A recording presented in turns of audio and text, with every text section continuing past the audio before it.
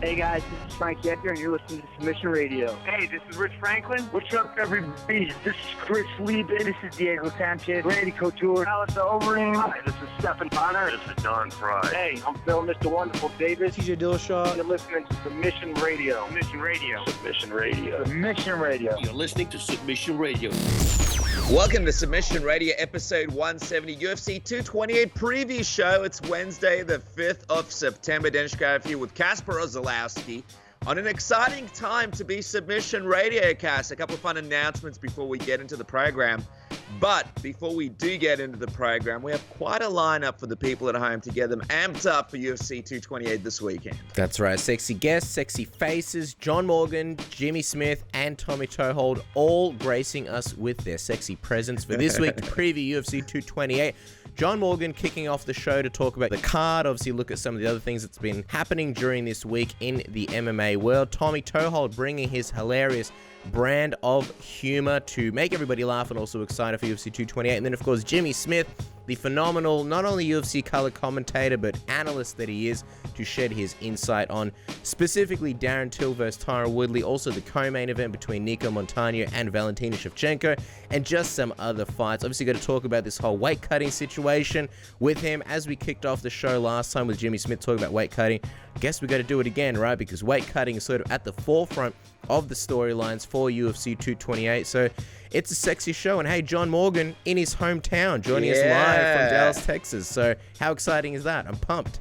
Yeah, it's crazy because everybody meets John Morgan in their own little part of the woods, whether it be here in Australia or a lot of people meet him in the UK or wherever he travels, and he's got a lot of friends from all these places, but we've never seen him in his natural element. It's like letting a lion go in Africa and watching it run off into, It's like, we've seen him in the bar, which is sort of his natural element, but what would he look like in a bar in Dallas, Texas? So it's going to be interesting to have a chat with him. But guys, we've sort of teased it a little bit. Me and Casper spoke about some announcements that could be happening on Submission Radio soon.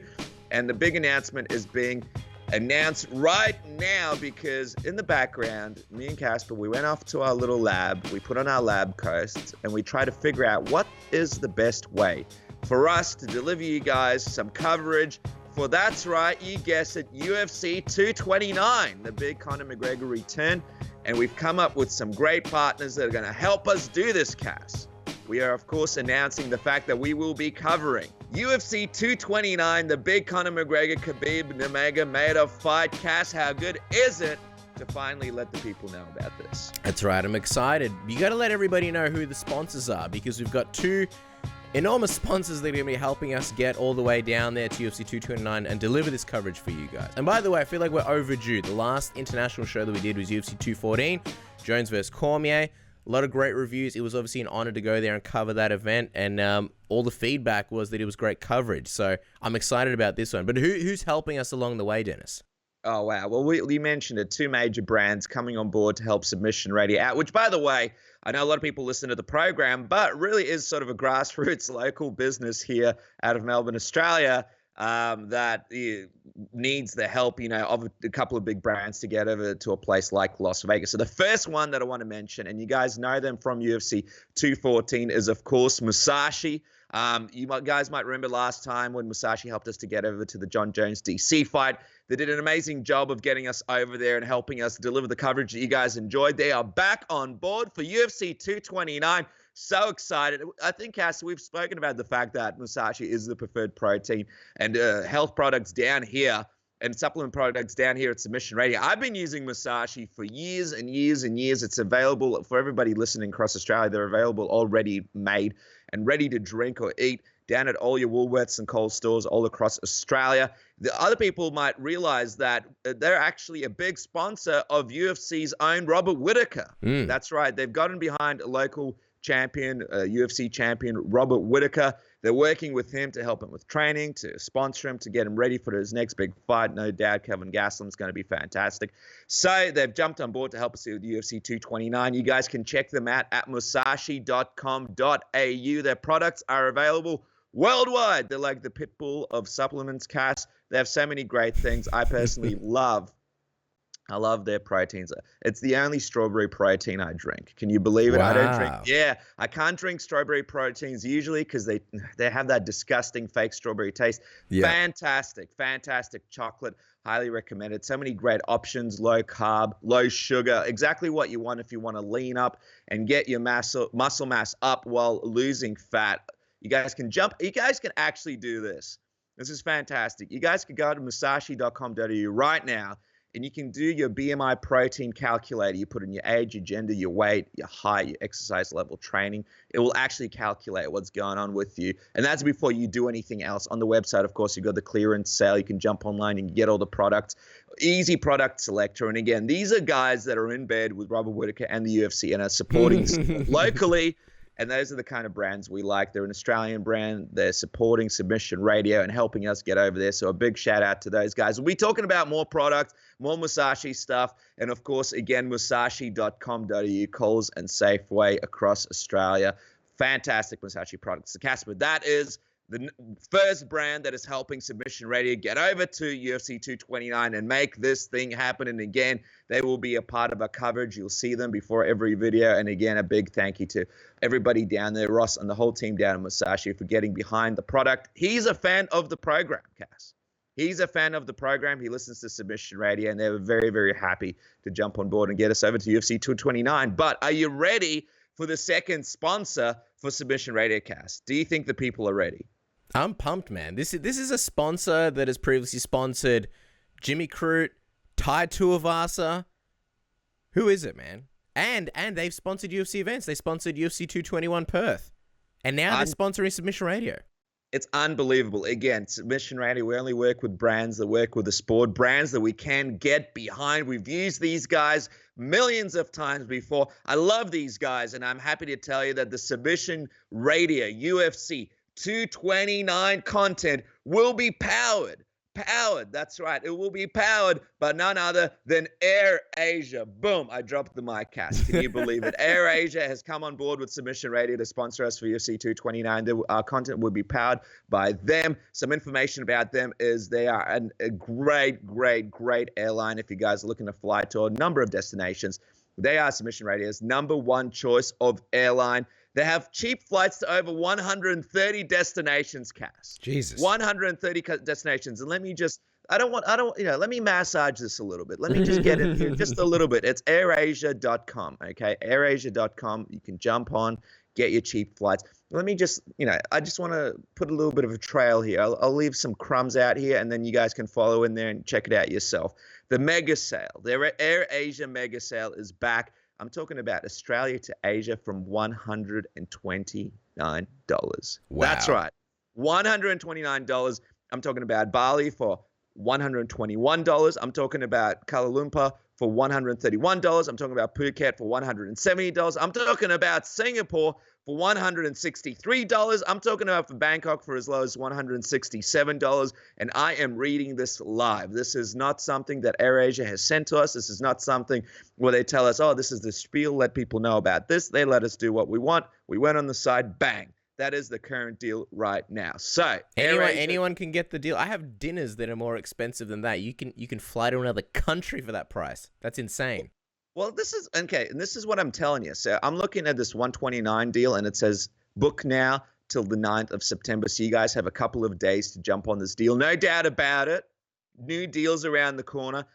But I implore you, go to airasia.com, check out the flight deals. I have flown with these guys many times before, Cass. I love these guys. It's comfortable. It's great. They have a bunch of options of the planes, depending whether you want the high class or business class.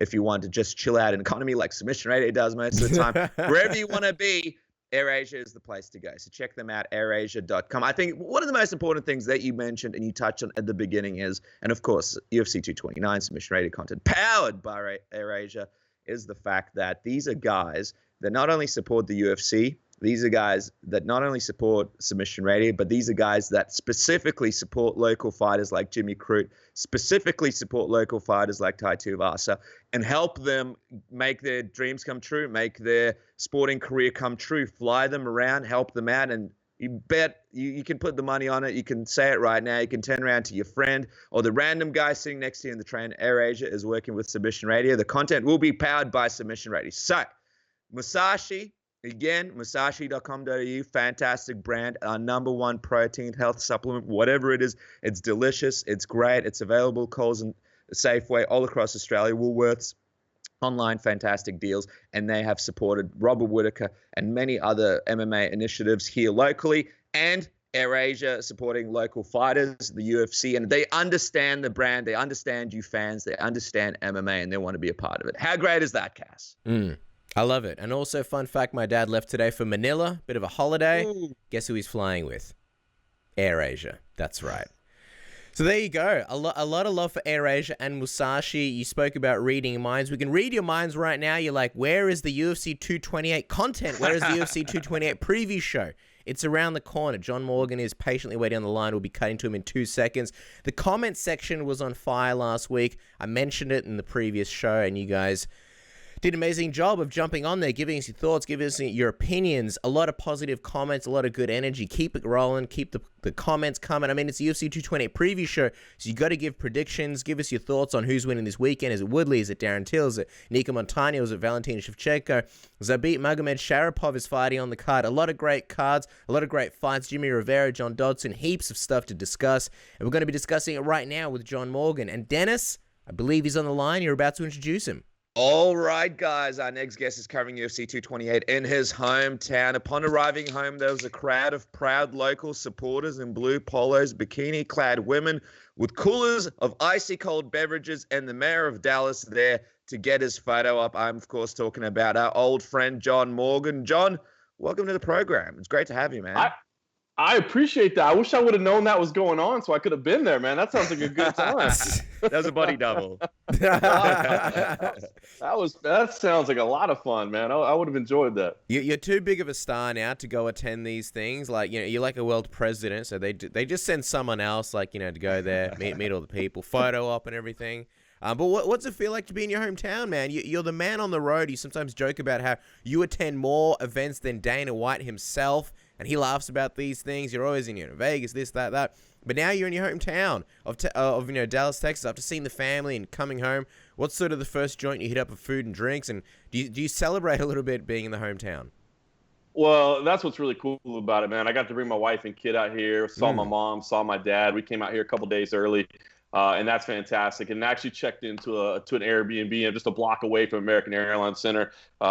Frosty beverage in hand, as you know, we got to do. But I'm telling you, in the downtown area, it's kind of a newer spot. I wouldn't say newer spot, but if anybody's in town, if they're in Dallas, Texas, you got to go to Pecan Lodge, man. The barbecue is unbelievable. It's not an institution. It's not a place that's been here for decades and decades.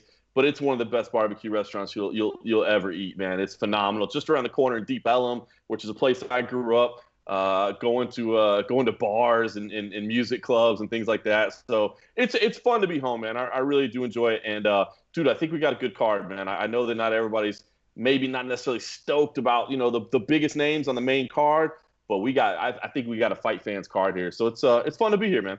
Yeah, absolutely. We want to get to the card in just a second. I'm wondering, because you got a lot of fans all around the world, John.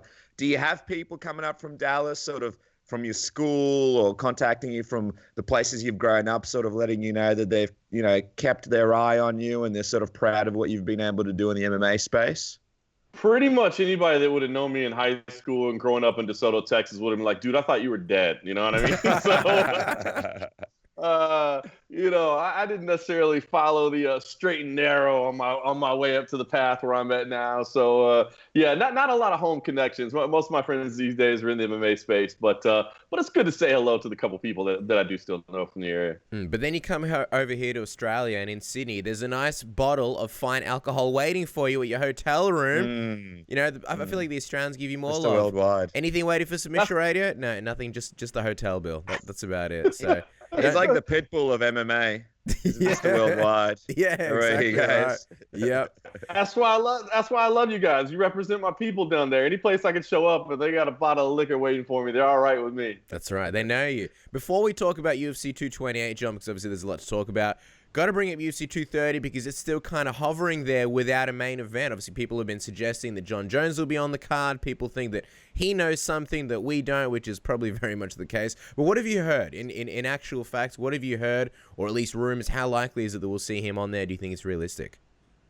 You see, that's it, man. I've heard all those rumblings too, and I heard them before. I think right now at this point, it's like the world's worst kept secret, right? Everybody's talking about it.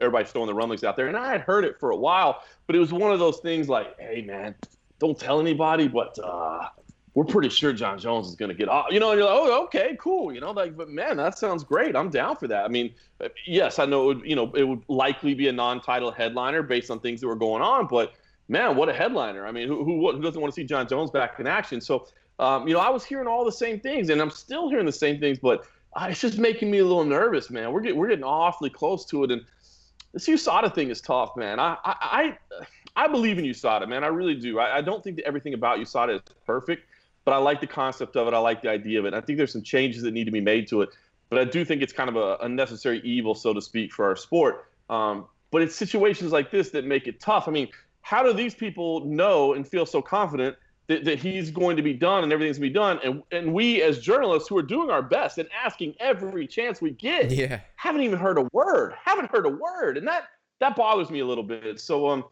yeah, man, listen, I'll be honest with you. I have not heard a lot of other options for the UFC 230 headliner other than it looks like Jon Jones will be back. But, man, we're starting to get awfully close. And I mean, in terms of his opponent, it does look like it'll probably be like Augustus and like a non-title fight. But if you're DC and you're looking to retire potentially at the beginning of next year after that Brock Lesnar fight, would you possibly put your hand up to do a Jon Jones and Brock Lesnar fight sort of back to back and make the most money that you can before you sort of peace out from the sport? Man, you see, here's the thing is, if you had your crystal ball and you could know the future and you could know, A, will I win or lose, or B, will a win or a loss impact my financial decision with Brock Lesnar? Then yeah, maybe so. And I think if you're going just on pride, then I'm sure Daniel Cormier all day would say, oh, my pride makes me want to fight Jon Jones again. But if you're making the smart, intelligent financial decision, I think you put that Jon Jones fight to the side, man. I think that Brock Lesnar is just such a huge guaranteed payday. I think it's a safer fight. No disrespect to Brock Lesnar, but I think it's a safer fight than facing Jon Jones. And listen, I do believe Daniel Cormier is going to stick to that date.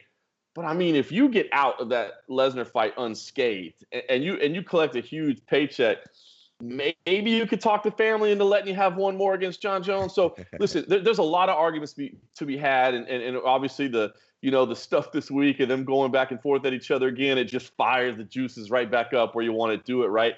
But I think the smart financial decision for DC is just man, stick to your guns, put him to the side for now and go for that Lesnar fight. I feel like one possible thing that opens it up is if this Lesnar fight gets booked after Daniel Cormier is 40 already, because then it's kind of like, well, you've gone past your window already. Why not just go a few months later if he wants to do Jon Jones at the end of the year or something? I don't know. This rivalry is like the rivalry that keeps on giving. Just while we're talking about rivalries and sort of Jackson Winkeljohn, obviously we saw Jon Jones and Rashad many years ago. Now it's Coach Wink and Donald Cerrone. What did you sort of make of this whole, I guess, rivalry that's come out of nowhere seemingly? I feel bad about it, man. I mean, we had heard rumblings for a while that things weren't as great as they might seem on the surface, and now, definitely everything is coming to light. I feel bad, and I feel like both guys are kind of right in their own way.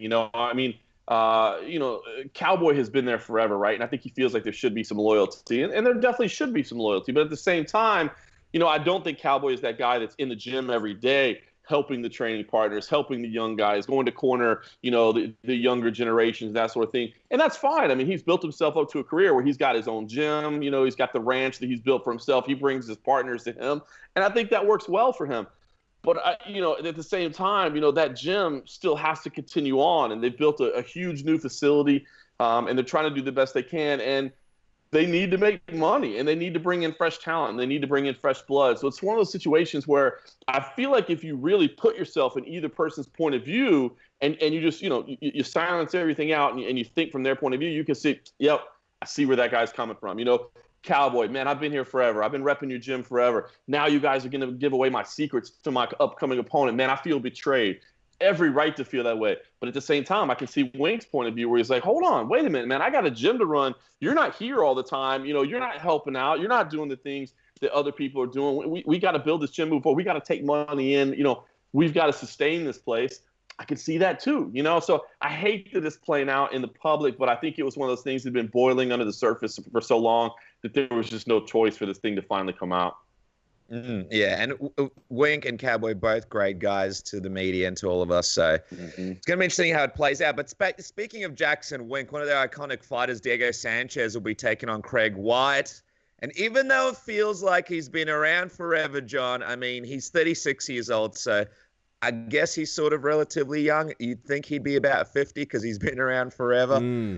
He's had a couple of first-round losses in a row. What are you thinking here? Do you anticipate this could be his last fight in Dallas? Or do you think he gets the big win over White here? It's tough, man. I mean, White is tough. I mean, he had obviously a rough go coming in, but man, the task that he was given coming into his USA debut was Herculean to say the least. But listen, this does feel kind of rough, right? Like, doesn't it feel a little bit like here's the young blood that we're trying to bring into the organization, and we got to give him the old lion. But man, I love Diego Sanchez. I don't feel like I'm in a situation where I'm worried about Diego Sanchez. I mean, I do, but I'm not quite at that point where I think a lot of us were with Jake Ellenberger, where we thought, man, he literally just cannot take a punch at all anymore. I think Diego has been in a lot of wars, and that scares a lot of us. But just being around Diego, man, I think the end is definitely coming. I think it's near. I just don't know that it's necessarily right now. And I know that Diego believes himself. I know Diego works as hard as anybody in the sport. And, man, I can't wait to sit down and talk to him this week, man. His energy is infectious. And he's MMA royalty, man. The dude is the last man standing from Tough One. I mean, to me, he's a guy that deserves to be in the Hall of Fame at some point. And I'm anxious. I am nervous. I do think we're at that point where you're like, but I do think the guy, A, deserves to bank a few more paychecks, and B, still has something to offer, but the end is definitely coming. I just don't know that it's this weekend. And I think you're the perfect guy to speak to him, so I'm definitely looking forward to seeing what you guys chat about and how that interview goes. Just while we're on this subject of sort of the young line and the old line, you've got Claudia Gadelha you've got Carla Esparza coming off her split decision loss to Claudia Gadelha, and then you got Tatiana Suarez. I'm sort of curious what you think about this pairing, because Carla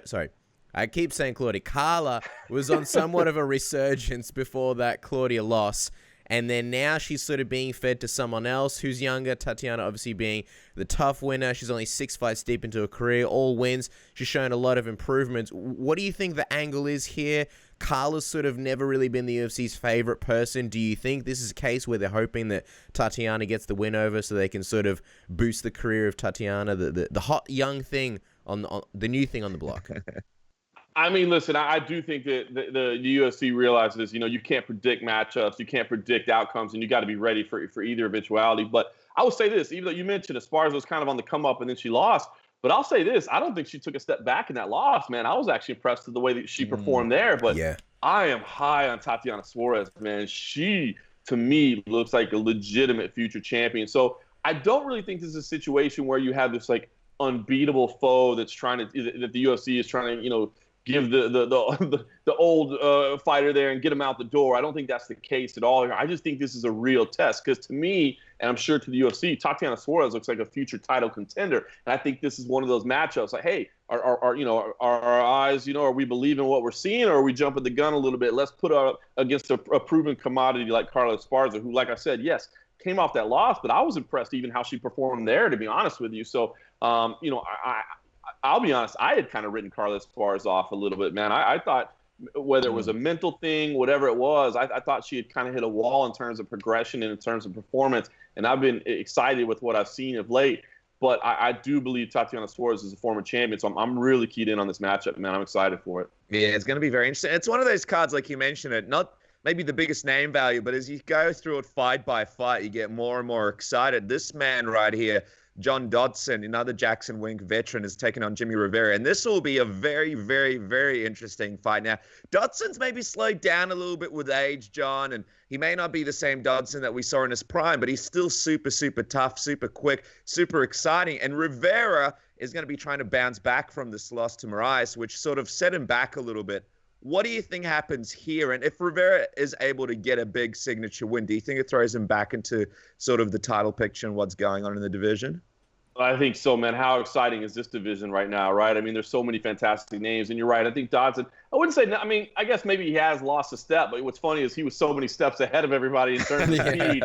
Even losing a step, he's still ahead of everybody, But I do think Jimmy Rivera is one of those guys that, despite his incredible record, that incredible winning streak, I don't think he got necessarily the respect that he deserved, and then he lost the fight the last time out, but I do believe Moraes is right there at the title contention level as well. So, I think Jimmy Rivera is the pick here, but Dodson is one of those very, very troublesome athletes because he is so quick. He's so elusive. His scrambling abilities are fantastic. I mean, he's just a challenge no matter who he's facing. So, I do think this is a tough test for Jimmy Rivera. But, yeah, I think Rivera can throw his name right back in there. It's interesting. I mean, it's funny to me. I love this division. I know that, we talk sometimes in the space about how it's difficult to sell the lighter weight classes, but I don't see how you can't be excited about this division, man. There's so many people right there at the top, and there's matchups that can be made. And I know we're talking about super fights in that weight class as well. And it kind of frustrates me a little bit because I don't think we're in the need of that right now, man. I think there's so many good fights in there, but I think this is another one to look forward to. As you said, there's so many good fights in this card. Even the weigh-ins, I think that's going to be fun between these two guys. The face-off, it's almost like a bit of a round robin where it's like it was Rivera and Moraes, and then Dodson at one point was going to be the last-minute fill-in. That didn't happen. Dodson accused Rivera of ducking. Now they're finally fighting.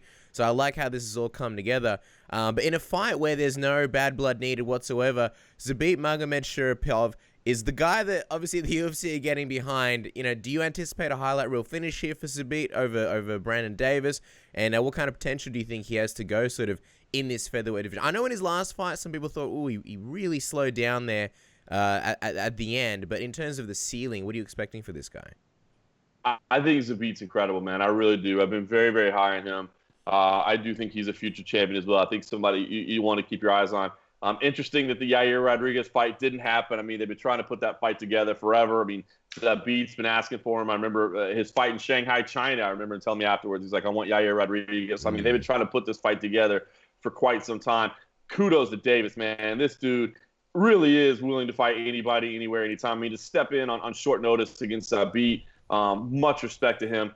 I don't know that, not that he can't win. I mean, that's the great thing about the sport, right? Anything can happen. I just think it's an uphill climb for him. I think, wrestling-wise, he's had to fight off his back at times, and I think Zabit can take him down. I think Davis is willing to get into a firefight, which is fun. It means we could see some great stuff, but Zabit on the feet is something special as well, man. I think this is kind of one of those showcase-type opportunities for him, and I don't mean to take away Davis from that, but Magomedsharipov, I think the Yair Rodriguez fight was probably going to be a little bit more meaningful for his career because I think people know the name Yair Rodriguez a little bit more. They may not know Davis quite as much, but Davis is going to come in and look to fight. But Magomedsharipov, man, he's tough, and I do think he's somebody to keep an eye on, and I think he's definitely the guy to pick here. Let's jump to the co-main event and talk about Nicco Montano here because she's facing a major challenge ahead of her.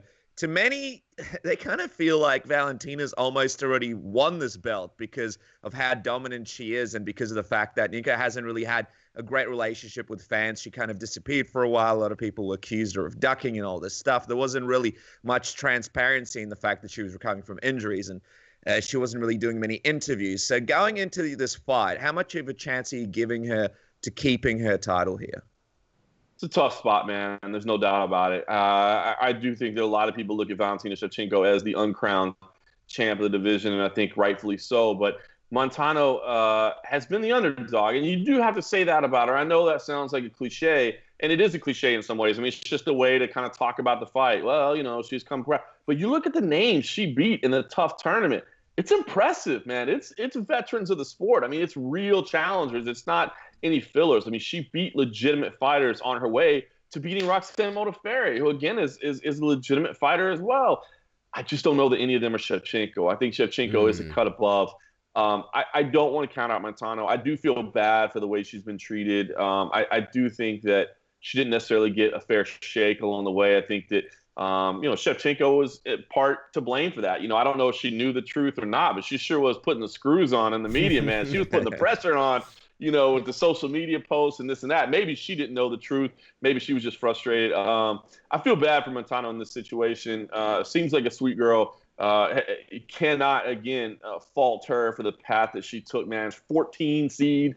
Nobody gave her a chance there. She made all the way to the final. She's a UFC title holder. I don't think anybody's giving her a chance here. The odds show it. And I'd love to sit here and tell you that I see the one thing that nobody else sees. But listen, Shevchenko was a beast at 135, coming up just short against Amanda Nunes, who's moving up to 145 to fight Cyborg, and people are giving her a legitimate chance to beat Cyborg, and Shevchenko's going back down. I mean, oh, man, Shevchenko at this weight class, I think this is the natural weight class for her. I think she's going to be tough to beat.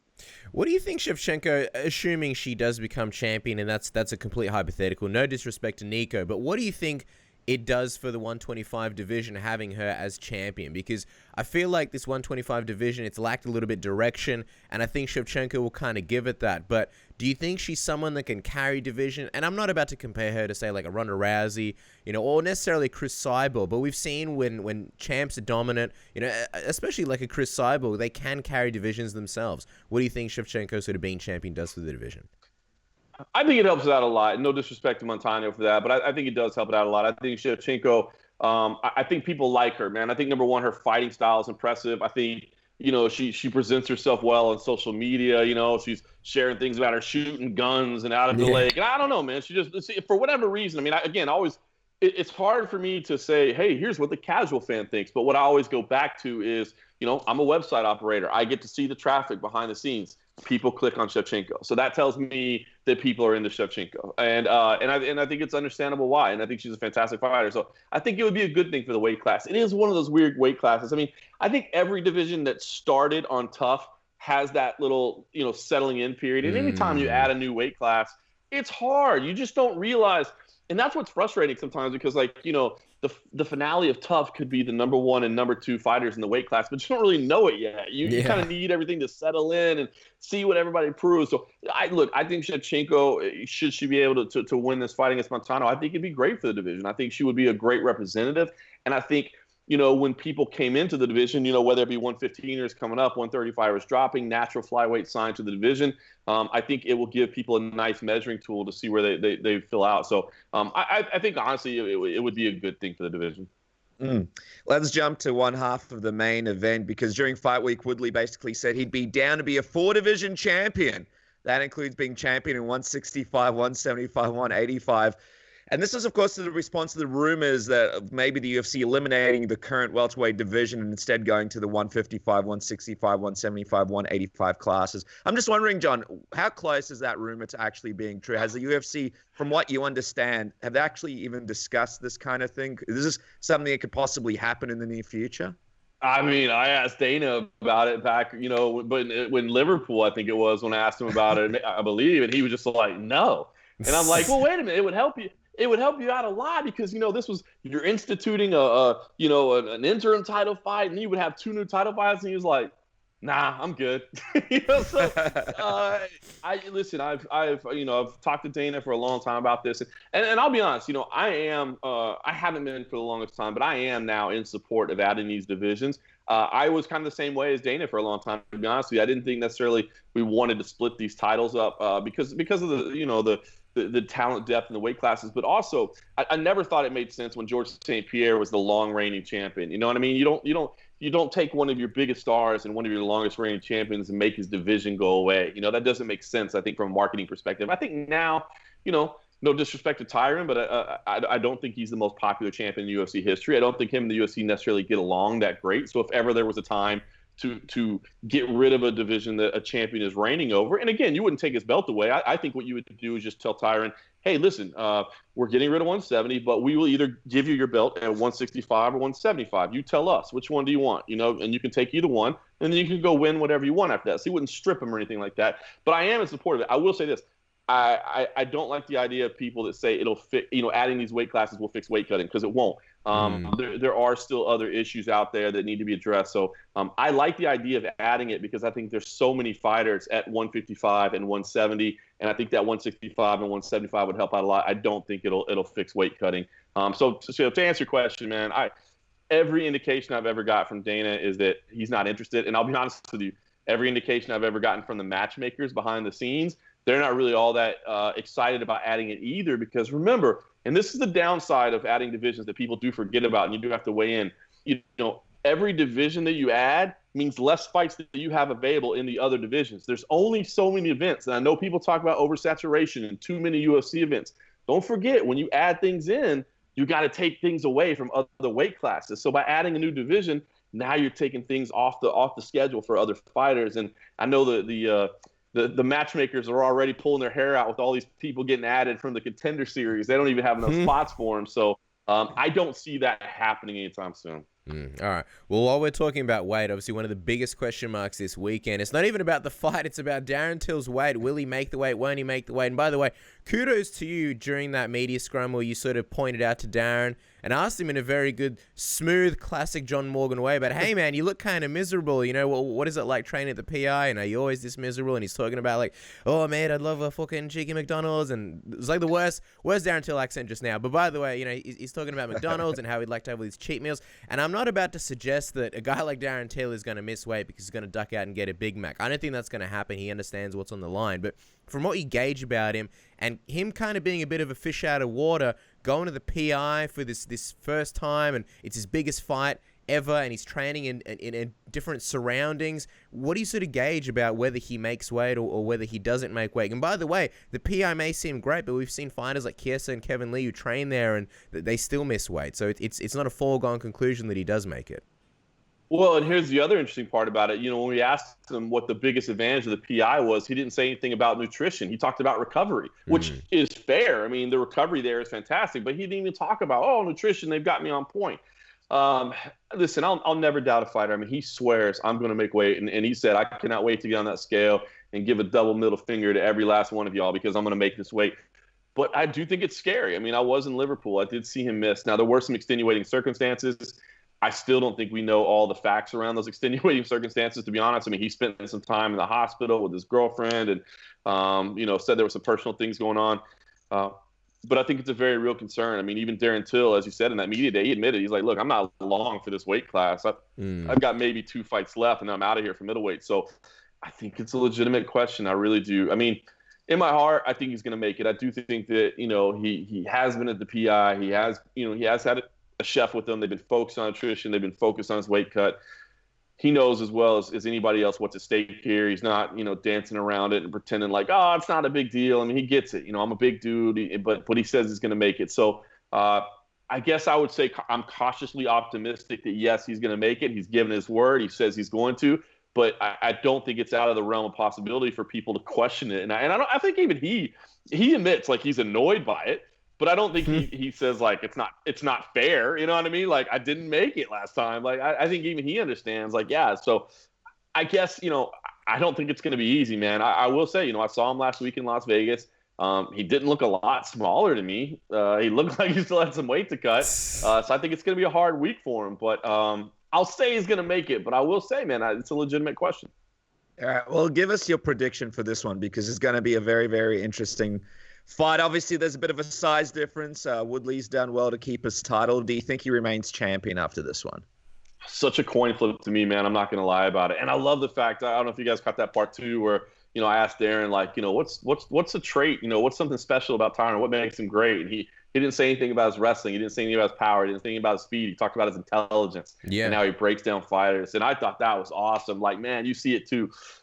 So I think Tyron has everything it takes to maintain his belt. The athletic skills are there. The physical prowess is there. The mental skills are there. The way he takes. Man, I love it. People have been questioning Tyron Woodley. Why won't you fight Kamaru Usman?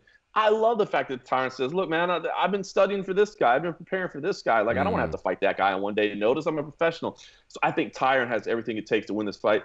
What I do think he's going to have to do more of that we haven't seen of late is offensively wrestle. I don't think that defensive wrestling let me kind of back up and counter. I don't think that's smart, man. I think if that's the game plan here, that's going to prove problematic for him. I think Darren Till's size and his reach, his use of that reach, the way he makes himself seem bigger than he even is, I think is impressive. I think the power that Darren Till brings to the table is impressive as well, and I think that could prove an issue.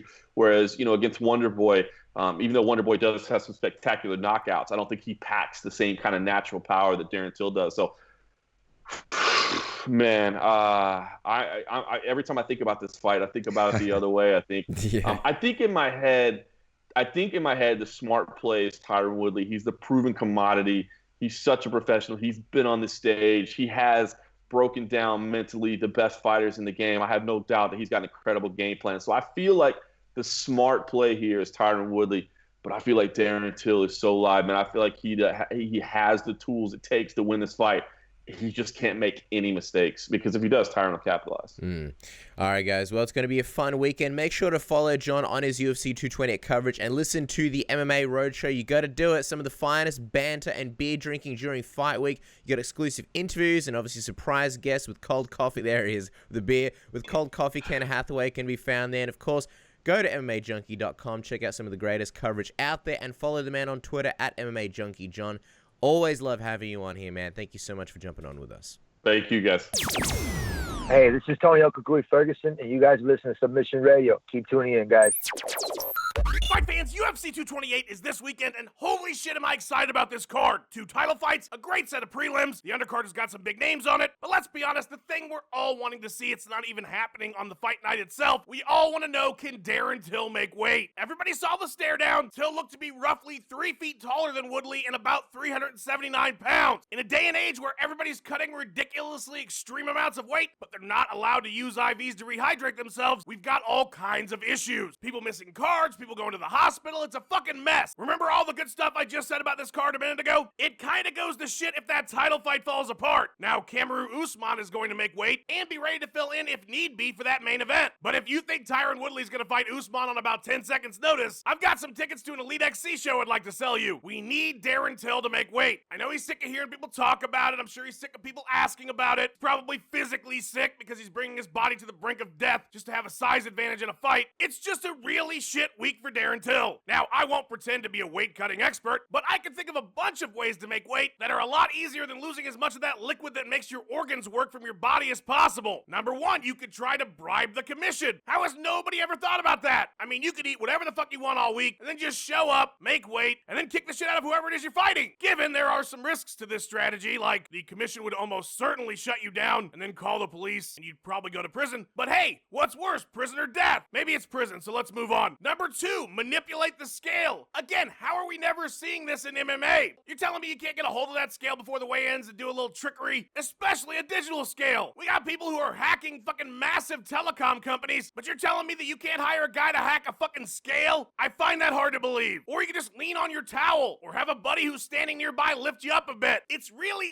easy to manipulate a scale. It's a simple tool. It's not a fucking rocket. Number three, magic. Not real magic, although I did see a monk standing on a piece of paper 3 feet off the ground on Discovery Channel once. That motherfucker needs to get in the UFC right away. But no, do a little David Blaine mind freak shit and get yourself levitated. It's called wires, okay? You know people in movies can't really fly, right? I'm sure whatever it would cost to get that thing set up for you is about the same price as a nutritionist. But you know you get to eat something other than fucking kale. Number four, sue somebody. I don't know what you could sue about, but I feel like there's got to be something suable about weigh-ins. Maybe you can get a lawyer who will sue whoever the company is that makes the scale, or the fucking guy that holds the towel. I don't know. In the short term, you're probably not going to get to fight, but in the long term, you can see some serious financial gain. And number five, and this is honestly my best advice, this is legit. The other ones were kind of goofy. I mean, they'd probably work, but they're goofy. My best advice is don't be fucking huge. That might be your best bet. Just don't be a gigantic motherfucker who wants to fight people who are a lot smaller than you. I know what you're going to say, but everybody's doing it. I got to keep up. Well, how about you be a trendsetter, okay? Tell those assholes to fuck off. Think about it. You can eat all you want. I bet you feel fucking great going into that fight. Fight right at about the weight that you weigh. And if you happen to be in one of those weird spots like 225 pounds, then maybe MMA just isn't for you, or maybe you need to put a little bit more weight on. How about that? Darren Till, the heavyweight. You can eat all you want, you eat all the time and not give a fuck. Have you ever seen Big Country Roy Nelson frown? Have you? You have not. See, fighters, these are the decisions you should be considering, not dehydrating yourself to the point where your organs resemble raisins. I hope this helped, Darren. I really do. I know it didn't, but seriously, best of luck making weight. I'm sure everything's gonna go awesome, and we'll all get to see an awesome-ass card. Thanks for having me on again. Back to you guys! This is TJ Dillashaw, UFC champ. Listen to Submission Radio. All right, guys, our next guest is known for his excellent analysis as well as his fun commentary style. A former fighter himself, now UFC colored commentator of Fox Analyst. He's here to help us preview UFC 220. Jimmy Smith, welcome back to Submission Radio. How are you today? It's great to have you on the program, man. I'm doing great, man. Thanks for having me. Appreciate it. Pleasure is all ours, man. We always appreciate when you come on. And last time you came on, we kicked off the discussion talking about weight cutting, so I feel like it's only tradition to do the same thing. Obviously, before we talk about the fight itself, there's the question of whether Darren Till makes the weight. What do you think about having such an important place on the title being defended, sort of regardless who it's against, that you've got Kamaru Usman there as a backup just in case? And do you sort of feel like it may be a little bit unfair to the champion to possibly have an opponent switch on 24 hours notice? And does it kind of muddy the waters as far as what it means to be a number one contender / title challenger? I mean, that's tough. I mean, I understand why they have Kamaru Usman as a backup, but as far as I know, there's no way they can enforce Kamaru Usman fighting. I mean, if Darren Till doesn't make weight and Tyron Woodley elects not to fight him, I don't know if there's anything they can do. I don't know how his contract written up. I don't know how the commission sees it. I have no idea. So it's really an X factor in this fight. Darren Till pretty much has to make weight for this to work. And if he doesn't, then it muddies absolutely everything. If you're sort of looking at it from the UFC's perspective and also the punishment perspective, if Darren Till did miss weight, what would you like to see happen? Would you like to still see him have a shot at fighting Woodley, even though it's minus the title? Or do you think it's only right that maybe he gets punished and misses out on this opportunity to fight? Well, you can punish somebody and they can miss out, but then the fans miss out on a fight. Mm-hmm. The issue that they have is, from that perspective, is it's all on the will of Tyron Woodley. If Tyron Woodley doesn't want to fight somebody who didn't make weight, he does not have to. That's that's kind of the way it works. It's kind of the ball would be in his court, and I would understand completely why you wouldn't want to take a dangerous fight against a guy who has knockout power and didn't make weight. So it would just be, there are no good solutions. I mean, we can come up with a ton of solutions about, hey, he'll fight Kamaru Usman or something like that, but there's no good solution. I mean, the guys have to make weight at this level. Yeah, it's really funny because so Woodley went out and he said, I'm not going to fight Usman. I'm going to fight Darren Till even if he misses weight. But I'm wondering, it kind of sounded to us like when we heard it that it's almost like the UFC never really spoke to Woodley about the fact that, hey, we've got this Usman guy in the background here and we're going to get him to prepare for this fight, because here you have the champ saying under no circumstances I'm going to fight Usman. And now when you're Usman, you're like, well, why am I even here? If Woodley's not going to be fighting, why am I preparing? Why am I cutting weight? Why did the UFC make me a quote-unquote backup when the champion just said I'm not? What do you think of this whole sort of scenario? Are they on the same page? Did the UFC just sort of tell Usman and not Woodley? It just seems like there's been a break in communication. Well, not only a break in communication. I mean, I don't know what's going on behind the scenes. I don't know what's been discussed with who. But my point is, the athletic commissions, you can't have a caveat in your contract that if this guy doesn't make it, you have to fight this guy. You can't do that. Commissions don't allow that kind of contractual language, meaning when you sign a contract to fight somebody, it's to fight that specific person on this specific day at this specific weight. And if any of those terms are violated, you don't have to fight. They can't have one that says, if this guy doesn't make weight, you have to fight this guy. As far as I'm aware, and somebody, in the commission could answer it better than I could, contracts like that aren't allowed. You can't do that. You can't switch an opponent on somebody in the last 24 hours and contractually force them to fight. You can't do that. So you would have to give them enough inducement. We'll give you double the money to fight this guy. Yeah, then you can do it. But you can't force them. That's the thing about weight cutting is you can lead a horse to water. You can't make him drink. You can't make Tyron Woodley fight somebody else. You can't contractually, legally do that. That's non-enforceable as far as the athletic commissions are concerned. And you can't make somebody make weight. If they don't make it, they don't make it. You can't legally tell them to get back in the sauna and cut. You can't do that. So that's the problem is the weight cutting issue is the imperfect storm. It's the eye of like a shit tornado, because The problem is all this stuff comes together at the same time. You can't make somebody fight someone else. You can't do that. They are contracted to fight this guy on this date at this weight. And if they don't make it, that's not their problem. You can't force a guy to cut the last few pounds in the sauna. You can't do that. No commission is going to allow you to push a guy into a sauna and lock him in there. So that's the problem with this whole scenario. And, people talk about, monitoring somebody leading up to a fight and all this stuff. I talked to people that monitored Yoel Romero, not this cut, but the one I called in Perth. And they said he looked fine. He looked great. Everything was looking good right up until that point. That last 2 pounds or whatever it was just wouldn't come off. So, I've heard of guys who were in much worse shape than Yoel Romero in Perth making weight. They were able to cut that few pounds, and then he couldn't. So it's just tough because there's so many gray areas with this weight cutting thing. And it's crazy because we've seen situations, and you're a fighter yourself, so you know this better than us, but we've seen situations with guys like Max Holloway and Khabib where you actually have very serious health issues where you can't keep cutting. And this is not something that you can always predict, where maybe an organ starts getting damaged, maybe there's something inside that you got to stop, you got to go to the doctor, you got to figure things out. But I suppose when you look at a guy like Darren Till, who had a very bad cut last time, he's very, very big for the division. Do you think the UFC sort of are taking a big risk here in the regards that if Darren Till is cutting weight and something crazy happens in the sense of a Max Holloway or a Khabib where he can't fight and he can't keep cutting weight, they're stuck with this Usman-Woodley fight, and Woodley's already sort of said, I don't really want to fight this guy? Yeah, 100%. I mean, they're taking a big risk on a guy who didn't make weight last time, who has a history of being big for the division, didn't make weight last time. So, yeah, it's a big risk putting a guy like this in a title fight. Big risk. And so they've taken that jump. And one thing that's really important to keep in mind, guys, in my day, a dozen years ago, Diego Sanchez was a decently sized middleweight. Guys didn't cut dude, I'm not kidding. He was a decent sized middleweight when I saw him. He fought at King of the Cage. I remember seeing Diego Sanchez fight at 185, and he was big. He wasn't considered a small 185er. This guy got down to 145 effing pounds. Yeah. Guys are cutting everybody in my day, in when I was fighting, is literally at least one weight class too big. At least. I mean, if you meet Frank Shamrock's not a big welterweight. That guy fought at 198 pounds. He fought Tito. It's insane. Yeah. The sizes were just different, guys.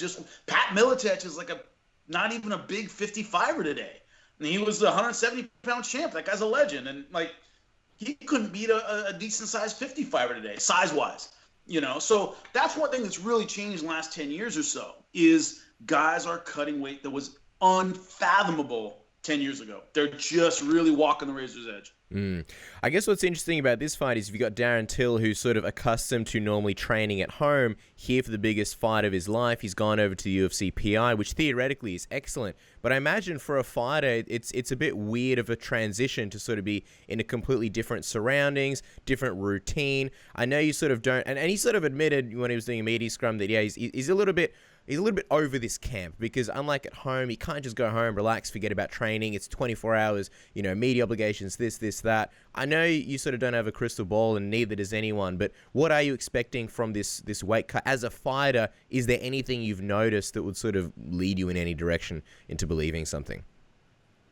One thing that's really important to keep in mind, really important, is fighters are tremendous liars. And of course, when it comes to the interviews and they said this and he said that, I'm like, yeah, he'll say anything, man.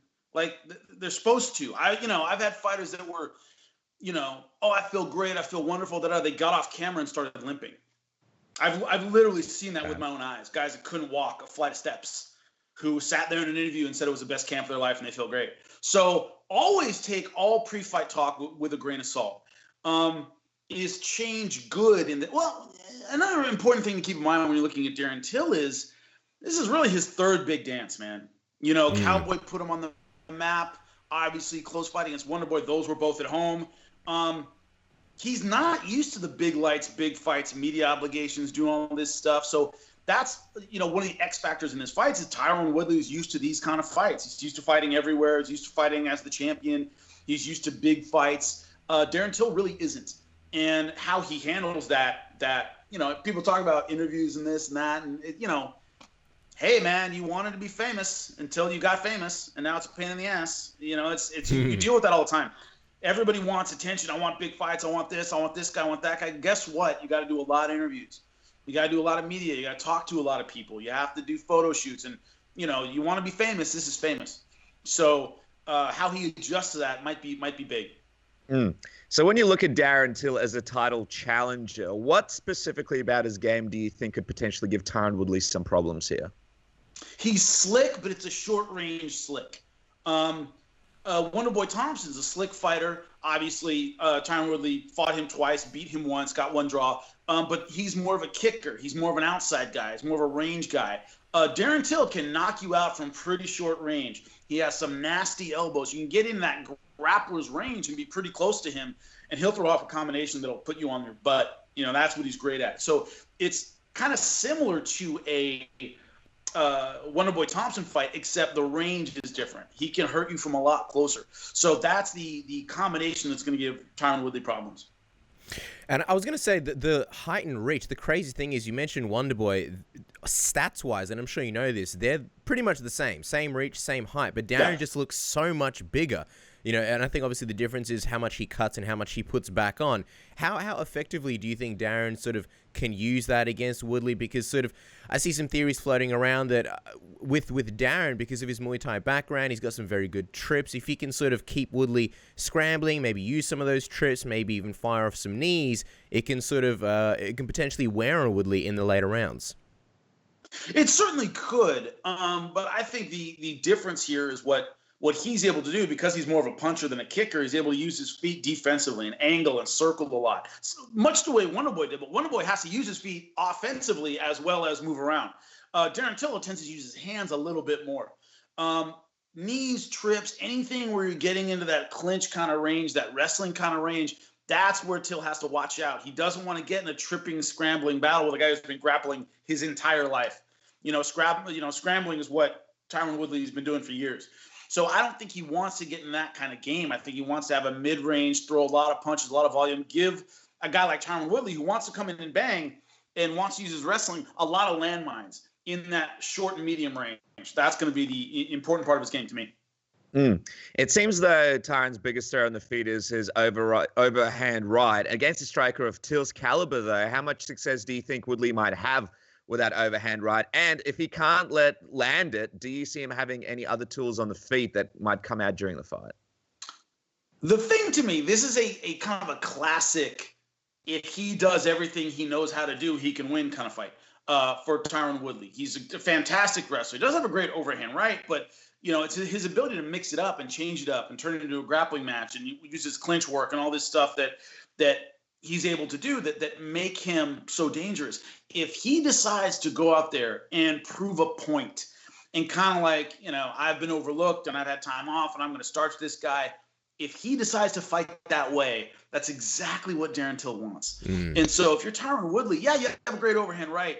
You've been wrestling a lot longer than you've been throwing punches.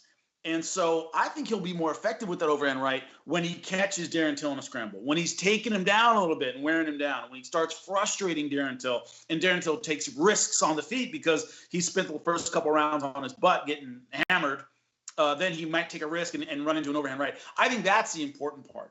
If he tries to throw a naked overhand right and rely on his physical speed, which he has a lot of, it's way more dangerous than if he uses his other skills to set up that overhand right. Yeah, and I was going to say the interesting thing about Darren Till is we saw a very aggressive version of him pretty much throughout most of his fights, except for that Wonderboy fight where he was a lot more measured and calculated. Do you expect that aggressive Darren Till to be back here against Tyron Woodley? Because typically Tyron, what do you think of the notion that Tyron sort of has a bit of a hard time against guys who push forward and who are very aggressive and sort of are always in his face and don't give him a chance to really breathe? Yeah, I mean, I think we might see certainly a more aggressive Darren Till, simply because stylistically last time against Wonderboy, who's facing a guy who's very hard to look good against. It's very hard to be aggressive against. It's very, very hard to control range against him. So he fought a guy much like, in my opinion, like Damian Maia and Tyron Woodley. It's hard to look good against Damian Maia. Even if you beat him, you just don't look spectacular. You took a lot of criticism for that fight, but I remember watching it and thinking, well, it's Damian Maia. You know, no one looks good against that guy. I mean, Anderson Silva, the greatest champion of all time, probably looked terrible. You know, had maybe the worst performance of his career against. I mean, he clearly won, but you know, crowd's booing. It's hard to look good against Damian Maia. Wonderboy Thompson's kind of the same way. You can beat Wonderboy. You can do it. Tyron Woodley did it. Darren Till did it in the eyes of some people. It's hard to look good against that guy because he controls range so well. So I would kind of, you know, you throw out the extremes when you're looking for averages. I would kind of throw that out as kind of an extreme example of a guy that's just hard to control range against. I think he'll be much more aggressive than that. Well, looking at this fight, who are you sort of leaning towards? Who do you think might win this one, Jimmy?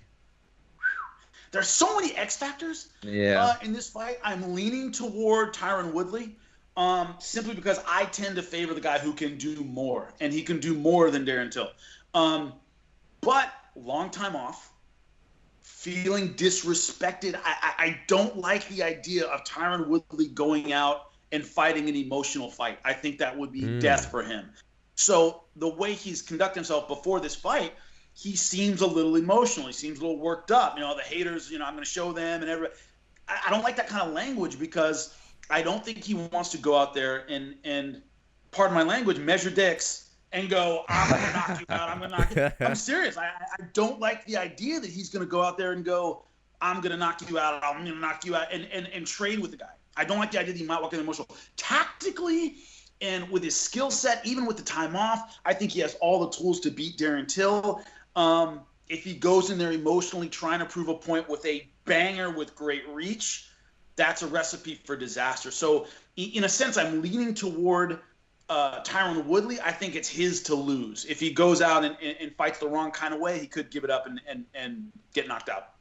Jimmy, appreciate your time, man. We'll let you go shortly. And just quickly, you know, speaking of measuring dicks, this is Australia. I hear you censoring yourself during this interview. You can say whatever you like. I want you to feel comfortable. Love it. But obviously, we've got to touch on Nicco Montano versus Valentina Shevchenko in the co-main. A lot of people see Valentina as the uncrowned champion at 125. We've seen Montano leave, you know, a lot of openings when she strikes, and she's obviously pulled a lot of upsets, but we know how good Valentina is on the feet. How do you think Nicco stacks up against Valentina? Terribly. I really appreciate the honesty. Honestly think I think it's a tactical nightmare for Montana, simply because she's 4-2. She doesn't have a ton of experience to draw on.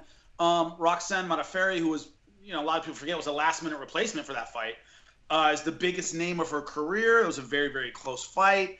Shevchenko has looked absolutely fantastic. She is a couple judges away from being champ at 135. And when you look at the power differential in between 125 and 135 in women's MMA, it's stunning. The fact that she traded punches with Amanda Nunes and to a lot of people won that fight. At 25, she's a murderer. I mean, it's amazing. I mean, we just don't see that very often. So she's going to have the power advantage. She's been busier in the last year. She's physically bigger. She's faster. It's hard to see a way Montano wins this fight. The one thing I would keep in mind is she was also last picked on the Ultimate Fighter and won the friggin' thing. So she needs to pull another miracle to win this. This is Buster Douglas beating Evander Holyfield for the American boxing fans. It's, you had a great upset. You need another one to really be cemented as champion. Yeah. Obviously, Zabit Magomedsharipov makes his return against Brandon Davis. Everybody does it, dude. Almost got it. Don't even, you almost got it, man. Almost. I mean, I was going to say, a bit of a shame that Yair Rodriguez is out of this one, but hey, good on Brandon Davis for stepping up. What, if any, questions are you hoping to have answered about Zabit for yourself this time around? Anything you're curious about? And from what you've seen from him, how far do you think he can go in featherweight? In your eyes, are we looking at a possible future title challenger or even champion somewhere down the line? When I saw him fight, when I called his fight in Chicago, was it Chicago or New York? His first fight that I called, and I think it was Barclays Center. I think it was in Brooklyn. I called him the future. I go, we're looking at the future right now. This was a guy who was supposed to be on the undercard. I forget which prelim, whether it was the FS1 prelims or I forget which card he's supposed to be on, but he was supposed to be an undercard guy. And I was going, this guy is incredible. So when he made it to the main card, I was thrilled. The thing about him is I think he can be champion because he is people point to the height of a fighter or the build of a fighter or the range of a fighter and go, oh, that's why he's so good. I can point out someone in every division who was a freak physically, who never got it done, who never ended up being great. I mean, some were good fighters. I mean, Gan McGee at heavyweight. I mean, the guy was a giant. Semi Shilk was a giant. These guys had great range, but never outstanding fighters themselves. Kendall Grove at 185 was a freak, 6'6", but he was never, an elite fighter at a contender at 185. Because they're not that athletic. And that's usually the deal, is a guy who's tall, who's rangy, and can keep guys outside, usually isn't that quick. They're not that athletic. They don't scramble that well. They don't have a lot of real power. When you watch Magomedsharipov, that guy moves like a much, much smaller guy. He is crazy fast, great speed, great athleticism, great power. The package he has, like a Jon Jones, where you go, how is he that athletic with that freaky build? That's how he is, man. So this is a guy, Brandon Davis. The problem with the Davis fight is Davis doesn't, he's a great fighter. He loves to move forward. He's really exciting. I like his style. I like his personality. Great kid. There aren't a lot of X factors to his game. He's pretty much a straightforward brawler with good technique, good footwork, throws good combinations. There are no big X factors that Zabit hasn't seen before. So the pressure on Zabit, in my opinion, is, okay, you have another guy in front of you who's pretty much going to be there to be hit. Can you get him out of there? Because you couldn't do that last time.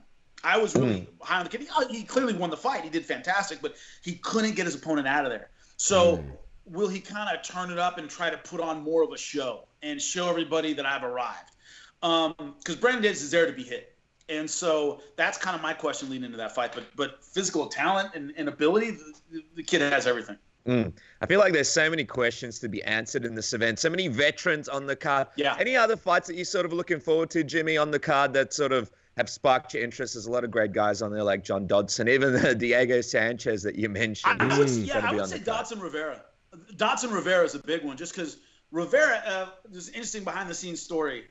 When Rivera fought Marlon Moraes, we all thought that was going 25 minutes. I mean, literally almost to a man in the UFC.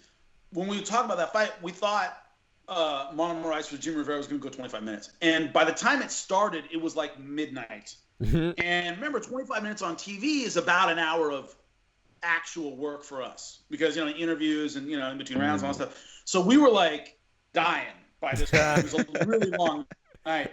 And when Moraes knocked out Jimmy Rivera, there's this photo of John Anik jumping to his feet, like so excited. And my joke afterward was, you were just happy we were going to bed. And he's like, yeah, that was our joke. Like, we're going to be here for another hour. And then boom, he knocks him out in, 35 seconds or whatever it was. So how Jimmy Rivera bounces back from that is really important. And John Dodson is not an easy fight for anybody. That dude's a freak. Very, very fast, quick, great combination. So I'm really looking forward to that fight. Just literally as we let you go, where are you going to be in this one? Are you going to be on commentary or are you doing the Fox desk for this one? I'm at home. Nice. I'm not doing anything. I have nothing to do with it. So I'm going to be at home watching, man, just like you guys. Any kind of traditions? Do you grab the buffalo wings? Any particular snacks? How does Jimmy Smith enjoy the fights? Or is it literally like walking around in your PJs, no brushed teeth, just like I have a complete day where I can do nothing? Much that, like it's so rare that I just get to sit down and watch a fight. And like I'm not working the desk, or I'm not studying for a particular fight. So it's so rare that I'm like watching a fight and my brain's not going. So it's kind of fun to just veg, like you're saying. Like I'll get a pizza, sit there, and just like everybody leave me alone. I'm watching this fight. And so yeah, it's pretty rare that I get to do that. But this time, yeah, I'm not on the desk. I'm not doing commentary. I'm literally just sitting there watching. It's going to be interesting, Jimmy, because I know from my and Casper's perspective, anytime we try and watch fights, people still turn to us to try and give them their own one-on-one breakdowns. So I'm curious to see who's going to be trying to get an exclusive. Yeah, I have to be really careful who I watch a fight with because I end up like they want commentary. Like why are they doing that? Why are they doing that? I'm like, oh God, like can I get one fight off? So yeah, so a lot of times or it's the other way around. Well, I'll start talking while I'm watching it to whoever's there. I'm like, yeah, he's not passing guard. That's the wrong way.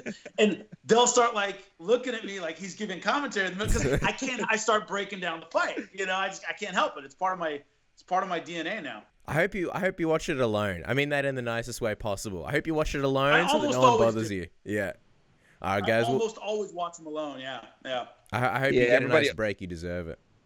Somebody always talks during the post-fight speeches. Anyway, guys, make sure to follow Jimmy on Twitter at Jimmy Smith MMA, and of course on Instagram at JSmithMMA. Jimmy, we are so grateful to have your awesome analysis on the program today. I think you've opened a lot of people's eyes to how this thing might go down this weekend. We appreciate the time. Thank you so much for coming on to Submission Radio. Enjoy, guys. Thanks.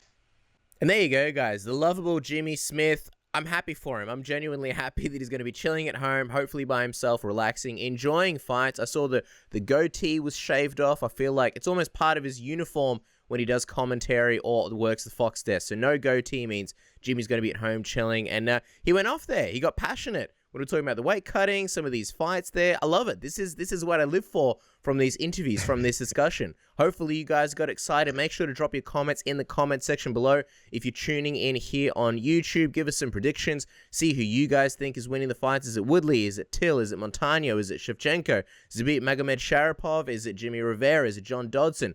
Is it Carla Esparza? Is it Tatiana Suarez? There's so many great fights this week, and we want to hear what you guys think. Let us know. Give us any feedback on something that you may have heard during this week's episode, something that somebody said. We're all about discussion. We're all about chatting with you guys in the YouTube comments. We love it. It's my crack. I wake up the next day after the episode comes out, and I'm like, what is everybody saying? How many likes? How many love hearts can I give? How many funny responses? Celebrities, John Schlansky, Harvey Weinstein, all sorts of hilarious parody accounts. So whatever your comments are, good, bad, ugly, give them to us. We want them. We want them very badly. So can't wait to chat to you guys there. Next week, there will be no official episode, but we will be doing an official reaction video to UFC 228. That's also going to be available on iTunes, Stitcher, and Podcast One, everywhere. That is going to be coming out Monday in the States, Tuesday here in Australia because of the time difference. Any other final thoughts, Dennis? Anything I've left out? It's been a fun episode, right? Yeah, really fun episode. Love John Morgan, love Jimmy Smith, love Tommy Toehold. And just quickly, for those that haven't checked out the episode last week, we had a really, really fun chat with Stephen Wonderboy Thompson, and I think it really relates to the fights this weekend. Yeah. When you're talking about Till and Woodley, a guy that's fought them both, and a very interesting perspective on sort of what's going to go down and a perspective on both guys. And also, every time Stephen Thompson comes on, it's always so much fun. There's just so many random fun topics in that interview. So jump on YouTube. It's more a hang session than an interview. Yeah, it's like a hang sesh. So jump on YouTube if you want to watch it in video, or have a listen to the episode last week if you want to just check it out on your Stitcher or iTunes. And also check out the card from top to bottom. There's a lot of great names on the fight card this weekend. A lot of veterans. Who knows how long they'll stick around for. So check them out, guys. Enjoy the fights. Thanks for tuning into Submission Radio, and we'll catch you with our reaction show next week.